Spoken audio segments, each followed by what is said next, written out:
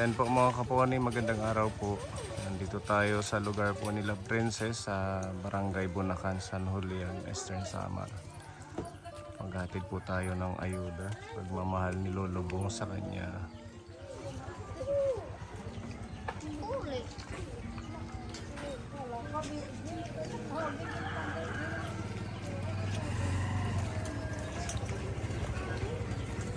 Higang ka din, Uday. Kinaturog. Nagkinaturog ka? Opo. O sige, doon tayo sa bahay nyo.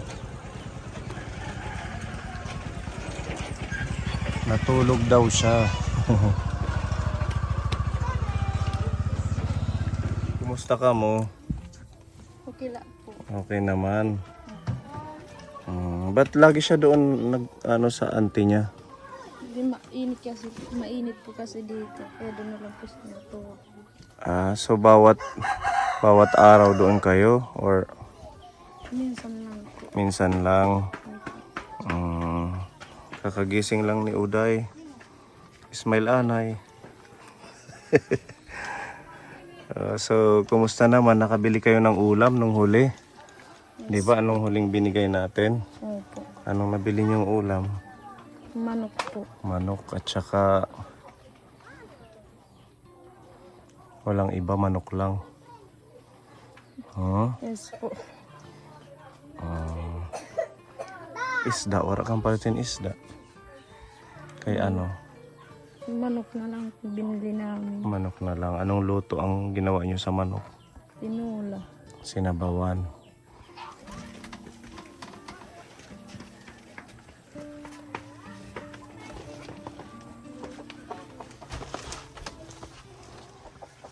Saan yung kapatid niyo, yung si kuya, yung lalaki? Doon sa Sa? basketballan.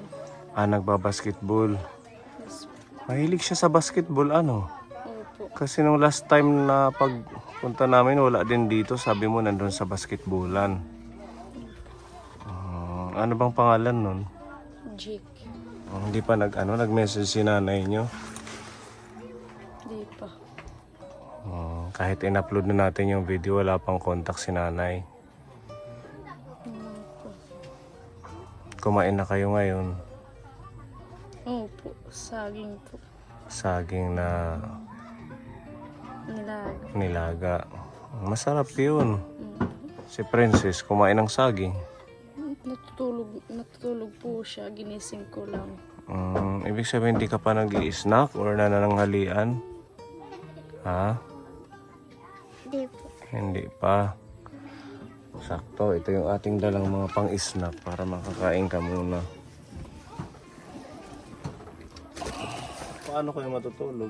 Pag ganyan? Pag ganito? Nalagpas ang paa mo dito. Hindi naman. Tapos dito si Princess sa gilid. Sa gitna. Sa gitna ka. Dito ka naman. Tapos si Kuya Jake dito. Opo. Ang ano lang kaponi, trapal ito. Yan po yung dingding nila. Sako pinagtapit-tapit. Kaso ayun may butas. Hala? Para. Ano yun? Buti hindi nasilip yung agta. Hindi naman.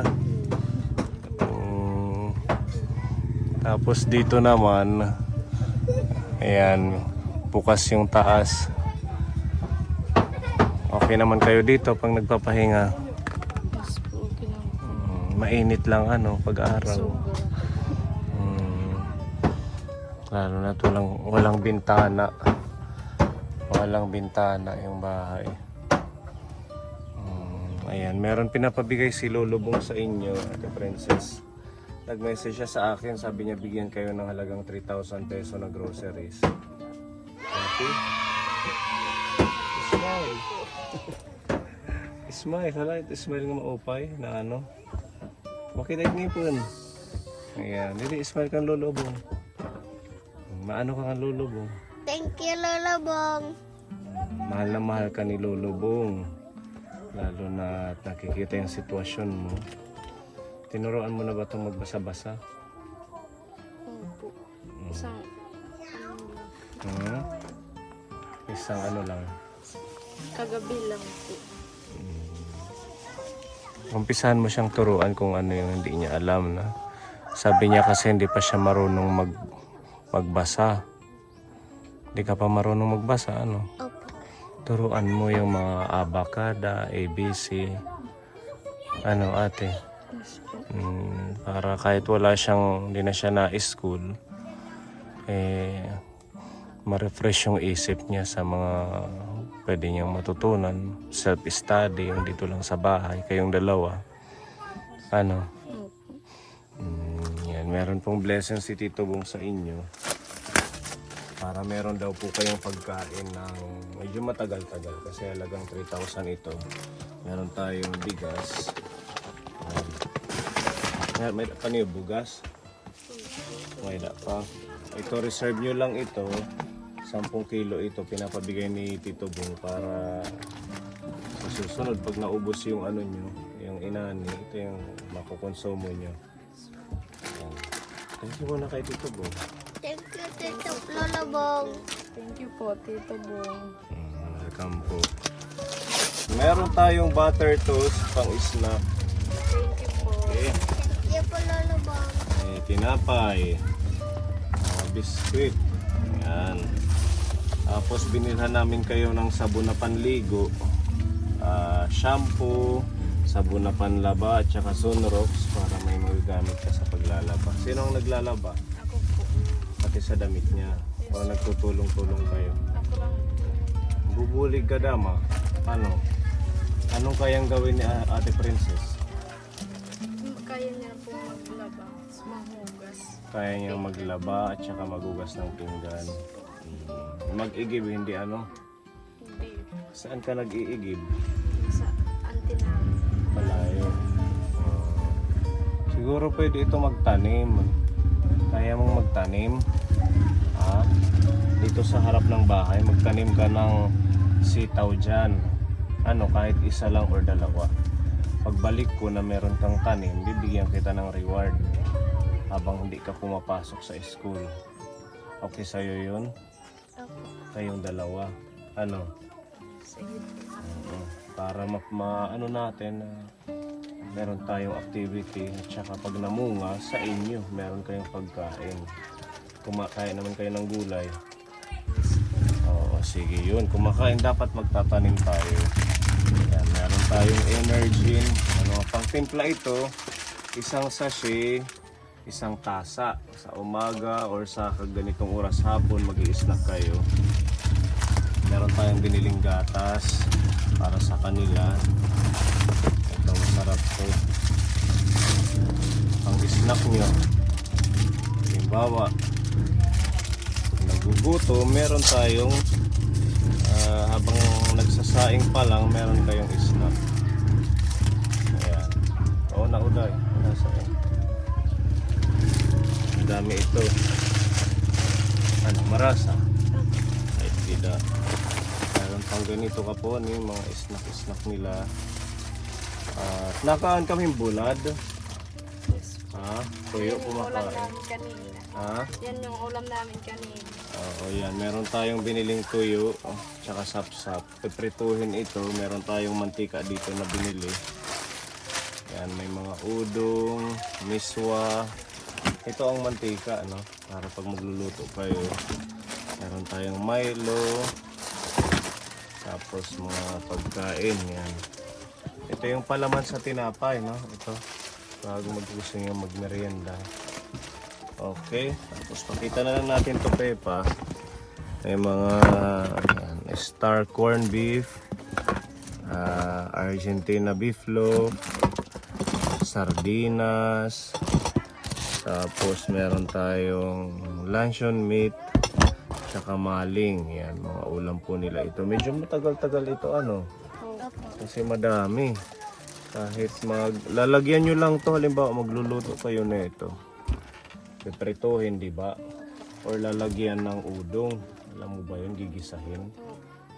Ihiwa-hiwanin gunti. Tapos isasahog ito, lalagyan mo ng udong, lalagyan mo ng kunting asin, tuyo. May sabaw na. Tapos lagyan mo ng gulay. Okay, maraming pichay dito sa inyo. Yan, si nanay pala ninyo, si Lola, nagbebenta ng gulay. Di ba? Nangungumpra siya ng gulay dito sa baryo ninyo. Hihingi kayo ng mga kahit ilang ano lang, isasawag nyo sa ulam para masustansya. Ano? Pwede ka rin tumulong kay Lola. Nabulid ka. Derek. Na ano ka man ang Lola? Na araw. Na arong piso. Kaya si Lola niya kasi nagtitinda ng mga gulay. Kaya sabi ko pwede siyang tumulong. Yan, meron tayong mga noodles dito ha. Ayan ate. At saka ayan, mga eggnog, cookies, toyo suka, saka pansit canton. Ayan, mga pagkain nila. Plus ito, nagbili ho tayo kaponi ng manok. Piprituhin nyo, meron tayong mantika para fried chicken, ano. Yan. Pwede rin yung iba gawin yung adobo para bukas may ulam. Yan atin. So meron pa mamili. Ayan. Blessing po ito ni Tito Bong para sa kanila. Sobrang mahirap ang kalagayan, lalo na ganito na magkakapatid na iniwan ng nanay, nag-asawa, tapos yung pagkain nila halos mga bigay-bigay na lang yung pinagkukuhanan nila. Buti na lang malapit yung Lola, ano, nakakabigay sa inyo. Yan, maano ka kan Lolo Bong, hinga mga hatag. Thank you, Lolo Bong. Thank you po, Tito. Basta turuan mo siya magbasa. Pagbalik ko, Ate Princess, susubukan kong pabasahin ka kung may natutunan ka sa turo ng ate mo, ha? Hindi pwede yung lagi tayong nagsiselfone. Baka kaya ka nagpupunta doon kasi may internet doon. Minsan lang po kung sa cellphone. Minsan lang. Hiram lang po ako. Oo, focus muna tayo sa pag-aaral. Pagre-review ninyo dito sa bahay. Sana nga maayos ito, yung bahay nila. Ano, Pepa? Sa inyo ba yung lupa? Kay Lola po. Kay Lola. So, walang magpapaalis. Ano? Siguradong papatirikan sa inyo ni Lola ng ganitong space. Palitan sana siya ng kahit hardiplex. Kaso pag hardiplex hindi yata pwede. Pag mga lison maglulubo-lubo. Hindi flat. Hindi siya flat. Hinuin na lagi mong iyo balay? Pagawa lang po ni Mama. Hindi ko alam yung pangalan sa inyo. Pag alis ni mama nyo, pinagawa na niya ito para sa inyong dalawa. Tapos yung isang kapatid nyo, dumating dito si Kuya Jack, kailan lang?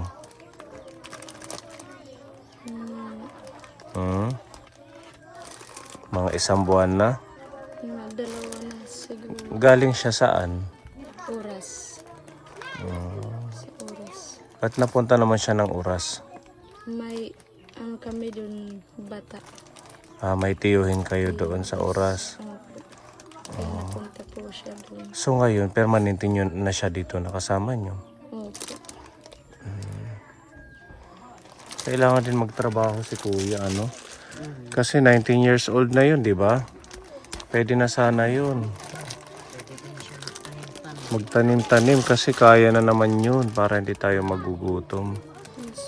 Kahit ikaw, pag wala kang ginagawa, tumulong na lang kay Lola para bigyan kayo ng pagkain.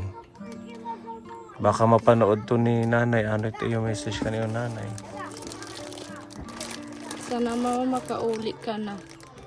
Maarang pa man niya. Makuri. Ito ay kuan. Mama. Ikaw, ano ito yung message ka ni nanay?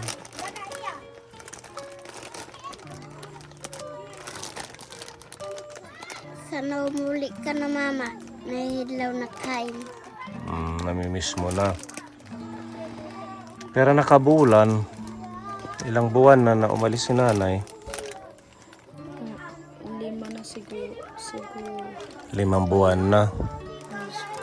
Sige, baka mapanood to ni nanay nyo, malay natin bumalik dito sa inyo, sama-sama ulit kayo. Dalang ka namin ng mga storybooks. Meron pa tayo, yung sa shelter. Meron pa siguro. Oo, para maturuan mo siya ng pagbabasa. Tsaka siguro mga Crayola para may gagawin ka. Maturuan si Ate Princess habang naka-standby lang. Kasi nung last vlog natin, nakausap natin yung teacher niya. Yun, nag-stop daw siya. Hindi naman ang teacher ang nagpa-stop, siya lang ang huminto.